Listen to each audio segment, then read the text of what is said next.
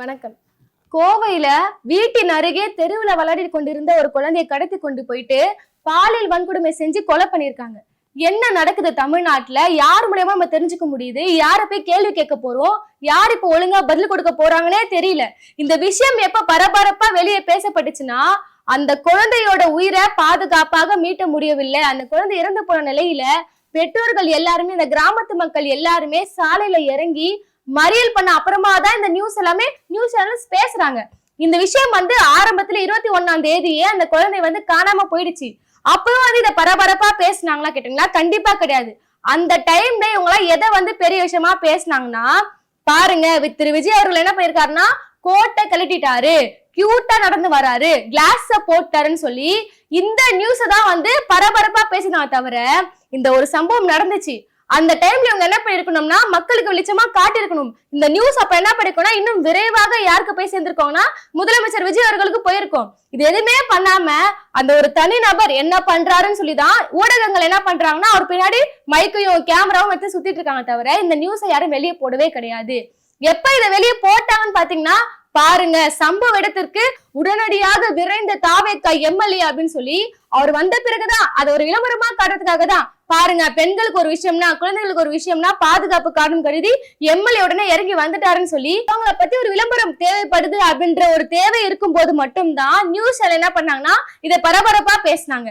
முன்னாடி காலத்துலாம் பாத்தீங்கன்னா, ஒரு தமிழகத்துல ஒரு குற்ற சம்பவம் நடக்குதுன்னா எதை பார்த்து தெரிஞ்சுப்போம்? இப்ப தமிழகத்துல இருக்கக்கூடிய இந்த தமிழ் நியூஸ் சேனலை பார்த்து நம்ம தெரிஞ்சுப்போம், உடனடியாக தெரிஞ்சுப்போம். இப்ப என்ன பண்ண முடியுதுன்னா, சோசியல் மீடியால நம்ம பார்க்க முடியுது. இருக்கிற நியூஸ் சேனல்ஸ் எல்லாமே என்ன பண்றாங்கன்னா, ஒரு கட்சி சார்பாக நடக்கிறாங்க. நீங்க சொல்ற மாதிரி நீங்க நடுநிலை தன்மையா செயல்படுறீங்க, பாதிக்கப்பட்ட மக்களுக்கு இருக்கீங்கன்னா இன்னைக்கு அந்த நியூஸா போட்டிருக்கணும்ல.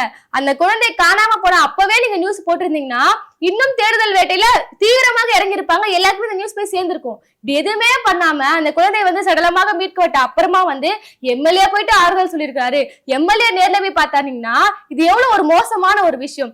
சரி, நீங்க சொன்ன மாதிரியே மத்த கட்சியில இதுவரை எந்த கட்சியுமே செய்யாத அளவுக்கு ஒரு கட்சியை சார்ந்த எம்எல்ஏ பாத்துட்டாரு நீங்க சொல்றீங்களே, அப்படியே வச்சுப்போம். அந்த எம்எல்ஏ எது மாதிரியான விஷயங்களை பேசினாருன்னா நம்ம கண்டிப்பா அதை பத்தி பேசி ஆகணும். இதுவரையுமே நிறைய கொலைகள் எல்லா ஆட்சியுமே நடந்திருக்கு. தவிர இப்ப விஜய் அவர்கள் ஆட்சிக்கு ஒரு 10-15 நாள்லயே பல்வேறுபட்ட இந்த கொலை சம்பவங்கள், பாலியல் குற்றங்கள், திருடு சொல்லி எல்லாமே நடக்குது. அந்த டைம்லயும் சரி நம்ம நேரடியாக தமிழக அரசை பத்தி விமர்சனம் பண்ணல. ஏன்னா எல்லா ஆட்சியிலுமே இது மாதிரி தொடர்ந்து நடக்கும். அதுக்கான நடவடிக்கை எடுக்கிறாங்களா நம்ம தொடர்ந்து பேசிட்டு இருந்தோம். இந்த மாதிரி சம்பவம் நடக்கும் போது கூட நம்ம தொடர்ந்து அவரை பத்தி பேசல. சரி, ஓகே, இப்பதான் ஆட்சிக்கு வந்திருக்கிறாங்க, நடவடிக்கை அவங்க எடுக்கவே இல்லை. இதுவரையும் நிறைய கேஸ் நடந்திருக்கு. ஒரு மாற்றுத்திறனாளி பெண்ணுக்கு கூட ஒரு கொடுமை நடந்திருக்கு. வீட்டுல தூக்கி கொண்டு இருக்கக்கூடிய ஒரு மூதாட்டிக்கு கூட இங்க பாதுகாப்பு இல்ல. அந்த வீட்டுக்குள்ள பூந்து அந்த மூதாட்டி கருத்துல அந்த சவர நகையை பறிச்சுட்டு ஓடுறாங்க. இப்படி பல்வேறுபட்ட குற்றமான சம்பவங்கள்லாம் நடக்குது. அதுக்கு நடவடிக்கை எடுக்கல. ஆனா இந்த சம்பவத்தை பத்தி நம்ம பேசுறோம்னா அவ்வளவு தீவிரம் அடைஞ்சிருக்கு. இவ்வளவு நாள ஆக்ஷன் எடுக்கலன்னா இதுக்கு கூட ஆக்ஷன் எடுக்காம இருக்கிறாரு விஜய் அவர்கள். வாயை திறந்து பேசாம இருக்காருன்றது மிகப்பெரிய ஒரு கோபமான விஷயமா இருக்கு. ஏன்னா நம்ம எல்லா விஷயமும் நம்ம சொல்றோம், ஒரு சம்பவம் நடக்குதுன்னா அது நடக்கும், அது ஒரு தனிநபர் சுய ஒழுக்கம் சார்ந்தப்பட்டது. அதனால டைரக்டா விஜய் அவர்கள் இது காரணம் நம்ம பேசல. ஆனா இதுக்கு அந்த கட்சி சார்ந்த எம்எல்ஏக்கள், காவலர்கள் எல்லாரும் எது மாதிரி ஆக்ஷன் எடுக்கிறாங்கன்றது இங்க மிகப்பெரிய ஒரு கொஸ்டினா இருக்கு. சரி, அந்த தொகுதி எம்எல்ஏ யாருன்னு பாத்தீங்கன்னா சுகுமார் அவர்கள். அவர் பாத்துட்டாரு பாத்தீங்களா அப்படின்ற மாதிரி அவங்க பெருமையா பேசுறாங்க. என்ன விஷயத்த பேசினாரு? அங்க இருக்க மக்கள் கேக்குறாங்க, அந்த பெற்றோர்கள் கேக்குறாங்க, நீங்களே பாத்தீங்கன்னா நாங்க நேத்தே இன்ஃபார்ம் பண்ணிட்டோம், நாங்க சாலைக்கு இறங்கி போராடின அப்புறம் தான் நீங்களே எங்களை பார்க்க வந்திருக்கீங்க, காவல்துறை எந்த ஆக்ஷனும் எடுக்கலாம்னு சொல்லி கேட்கும் போது அவர் என்ன பதில் கொடுக்குறாருன்னா, என்ன நீங்க அட்வொகேட் மாதிரி கேள்வி கேக்குறீங்க, இங்க எல்லாருமே மாத்தி மாத்தி அட்வொகேட் மாதிரி கேள்வி கேட்டிருந்தீங்கன்னா குற்றவாளி தப்பிச்சு போயிடுவான்றாங்க. இது மாதிரி என்ன சொன்னாருன்னா, குற்றவாளியை புடிச்சிட்டோம்னு சொல்றாரு, இப்ப குற்றவாளி தப்பிச்சிடுவான்றாங்க. அப்ப எது உண்மை? இப்ப பாதிக்கப்பட்ட ஒரு மக்கள் அரசை பார்த்து கேள்வி கேட்கிறாங்கன்னா அவங்க ஏதாவது பட்டம் படிச்சிருக்கணுமா, இல்ல அட்வொகேட் சார்ந்த ஏதாவது பட்டம் படிச்சிருக்கணுமா? அவங்களோட கோரிக்கையை வைக்கிறாங்க. அவங்களுக்கு நடந்திருக்கக்கூடியது மிகப்பெரிய ஒரு இழப்பு. துக்கத்துல வாடி மனசு உருகி அவங்க எம்எல்ஏ உங்களை நம்பிதானே நான் ஓட்டு போட்டேன், நீங்க வந்திருக்கின்ற உரிமையில அவங்க கேட்கும் போது அட்வொகேட் மாதிரி கேள்வி கேட்காதீங்கன்னு சொல்றது எவ்வளவு ஒரு மோசமான ஒரு விஷயம். அடுத்ததான் அந்த குடும்பத்திலே ஒரு படிச்ச பெண் போல அவங்க கேள்வி கேட்கிறாங்க, இந்த சம்பவம் நடந்த இடத்துல ரொம்ப நாளாகவே இந்த விஷயம் தொடர்ந்து நடந்துட்டே இருக்கு, இதெல்லாம் நீங்க எதுக்கு நீங்க மாற்றம் தானே உள்ள வந்தீங்க, உங்க நம்பிதானே அங்க ஓட்டு போட்டுதான், நீங்க மாத்திரமே நம்பிதான் ஓட்டே போட்டுமே, இப்ப நீங்க இதுக்கு எதுவுமே ஆக்ஷன் எடுக்காம இருக்கிறீங்களேன்னு சொல்லி கேட்டும் போது அவர் என்ன சொல்றாருன்னா, ஏங்க இந்த கேள்வின்றது கடந்த 10 வருஷமாவே இருக்கு, அப்பெல்லாம் கேள்வி கேட்கலையாங்க, நீங்க இப்ப கேள்வி கேட்கறீங்களே, நான் ஆட்சிக்கு 15 நாள் தானே ஆட்சின்ற விஷயத்த சொல்றாரு. நீங்க ஆட்சிக்கு 15 நாளே தான் ஆட்சி, அதுக்குள்ள நீங்க எவ்வளவு விஷயம், அதாவது இவங்க அரசை பொறுத்தவரையுமே ஒரு பெருமைக்குரிய ஒரு விஷயம், ஒரு நல்ல விஷயம் நடந்துச்சுன்னு வச்சுக்கோங்களேன், அந்த பெருமைகளோட நாங்க ஏத்துக்கிறோம். அதாவது இந்த ஒரு பெருமை ஏத்துக்கிறாங்கன்னா, ஒரு துறை வளர்ந்துருக்குன்னா, ஒரு நல்ல விஷயம் நடக்குதுன்னா, அது பழைய ஆட்சியில நடந்தா கூட பரவாயில்ல, இப்ப நாங்க ஆட்சிக்கு வந்துட்டோம், நாங்க ஆட்சிக்கு வந்து 10 நாள் ஆனா இல்ல 10 நிமிஷம் ஆனா இப்ப எங்க ஆட்சி தான் நடந்துச்சு, அந்த பெருமைன்றது எங்களுக்கு தான் அப்படின்ற மாதிரி ஒரு நல்ல விஷயம் நடந்தா அதுக்கு நீங்க பொறுப்பேத்துக்கிறீங்களே. அப்போ உங்க ஆட்சியில இவ்வளவு மோசமான விஷயங்கள் நடக்குது, குற்றங்கள் நடக்குதுன்னா அதுக்கு மட்டும் நான் பொறுப்பேத்துக்க மாட்டேன்றது எவ்வளவு ஒரு மோசமான ஒரு விஷயம். அவ பெருமையை மட்டும் தூக்கி போட்டுக்கிறீங்களே. சமீபத்துல ஆதவர்ஜுன் அவர்கள் பேசுறாரு, நாங்க ஆட்சிக்கு வந்து ஒரு வார காலத்திலே பாத்தீங்கன்னா எல்லா ஊர்லயும் ஒழிச்சுட்டோன்ற மாதிரி பேசுறாரு. அப்ப அது மட்டும் எப்படி சாத்தியமாச்சு? இப்படி பொறுப்பே இல்லாம என்ன சொல்றாருன்னா, நான் ஆட்சிக்கு வந்து 15 நாள் தானே ஆட்சி, ஏன் நீங்க போன ஆட்சியை பார்த்து கேள்வி கேட்கலன்ற மாதிரி சொல்றீங்க.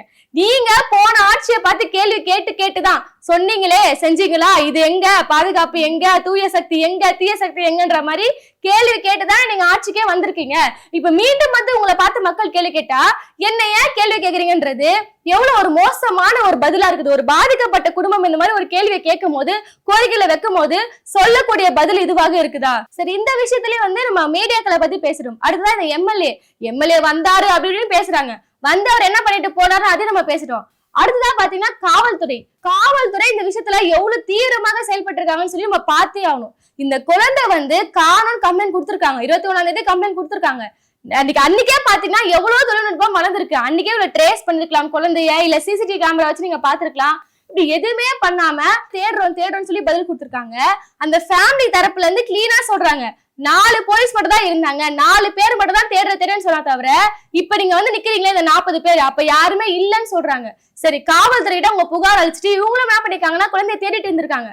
அந்த சமயத்துல காவல்துறை என்ன பண்ணிருக்குன்னா நள்ளிரவுல போன் பண்ணி எங்களுக்கு வந்து குழந்தை கிடைச்சிட்டாங்க, குழந்தை வந்து எங்க பாதுகாப்புலதான் இருக்கு, எங்க கண்காணிப்புலதான் இருக்கு, நீங்க பயப்படாதீங்கன்ற விஷயத்த எதற்காக சொல்லணும்? அப்ப பாத்தீங்கன்னா இந்த விஷயம் மேலிடத்துக்கு போயிருக்கு.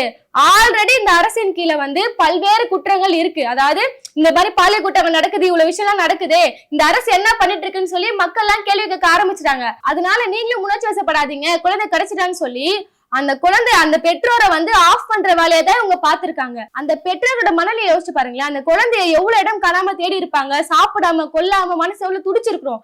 இந்த சமயத்துல குழந்தை கிடைச்சதா சொல்லி நீங்க நம்பிக்கை கொடுத்துட்டு எஃப்ஐஆருக்கு போய் சைன் போடும் போது சொல்றாங்களாம் உங்க குழந்தை வந்து இறந்துடுச்சு, சடலமா இருக்கு, தூக்கிட்டு போன்னு சொல்றாங்கன்னா அப்ப காவல்துறை எவ்வளவு மோசமாக செயல்பட்டு இருக்கு.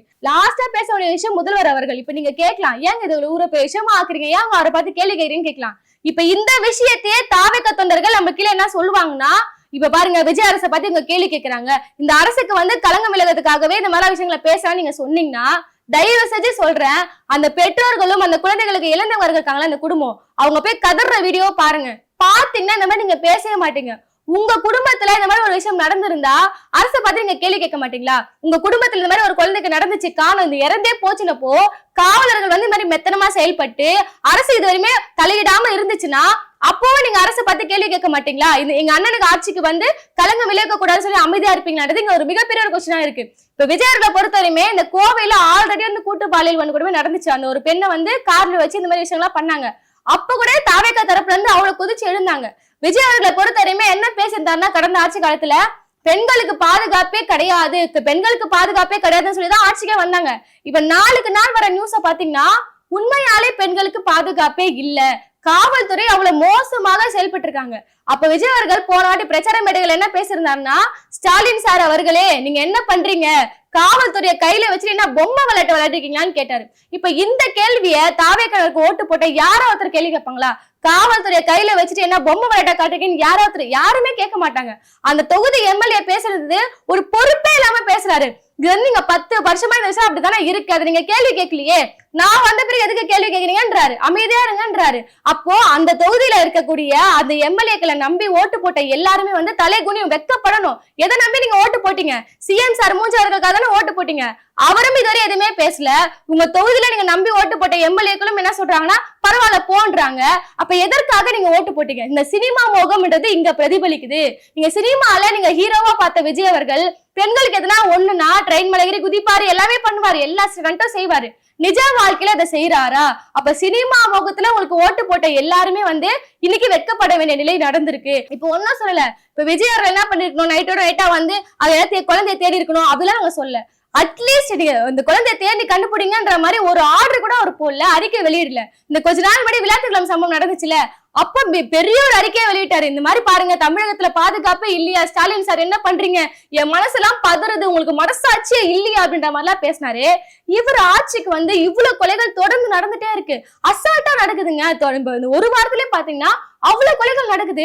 எதுவுமே விஜய் அவர்கள் வாயை திறக்காம இருக்காரு. மறுபடியும் பாத்தீங்கன்னா என்ன நியூஸ் எல்லாம் ஓடிட்டு இருக்குன்னு பாத்தீங்கன்னா, மக்கள் எதை ரசிக்கிறாங்கன்னு பாத்தீங்கன்னா, அவர் வீட்டுக்கு கொண்டு வந்து எதை சாப்பிடுறாரு, அரசு அலுவலகத்துல உட்காந்துட்டு தன்னோட கையால சாப்பிடுறாரா, ஸ்பூன்ல சாப்பிடுறாரா, என்ன கோட்டு போறாரு, கால்ல நடக்கிறாரா, கியூட்டா சிரிக்கிறாரா, இதை நோக்கி மட்டும்தான் இதை நோக்கி மட்டும்தான் மக்கள் போயிட்டே இருக்கிறாங்க. இப்ப மக்களை பொறுத்தவரையுமே அவங்களுக்கு தினம் ஒரு சர்ப்ரைஸ் இருந்தா போதும். அவர் என்ன பண்றாரு, ஒரு சர்ப்ரைஸ் இல்லாத விஷயங்களை சொன்னா கூட போதுமே தவிர, என்ன நலத்திட்டங்களை கொண்டு வராங்க, மக்களோட பாதுகாப்பு என்னவா இருக்குன்னு சொல்லி எதையுமே பேசல.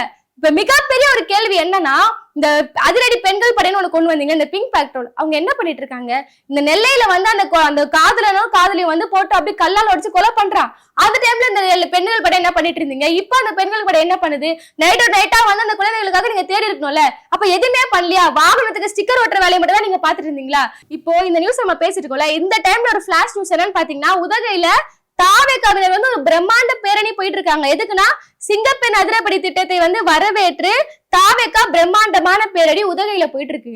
இந்த அதிரடி படைன்றது எதற்காக கொண்டு வரப்பட்டதுன்னே மறந்து அவங்க பேரணி வந்து கொண்டாடிட்டு இருக்காங்க. மொத்தமாவே பாத்தீங்கன்னா ஒரு ரீல்ஸ் கட்சி மாதிரி போயிட்டு இருக்கு. எதற்காக ஒரு விஷயம் கொண்டு வந்தப்பட்டது, நம்மளோட கடமை என்னன்னே தெரியாம நம்ம ஒரு விளம்பரம் தேடிக்கணும்னு சொல்லி எல்லாமே ஒரு விளம்பர ஆட்சியாக தான் போயிட்டு இருக்கு. அந்த குடும்பத்துக்கு இதுவரையுமே நியாயம் கிடைக்கல. அந்த குடும்பமே நம்பி சொல்றாங்க, உங்களுக்காக தானே ஓட்டு போட்டேன்னு சொல்றாங்க. அந்த எம்எல்ஏ கூட என்ன பண்றாருன்னா, பொறுப்பு இல்லாம பேசுறாரு.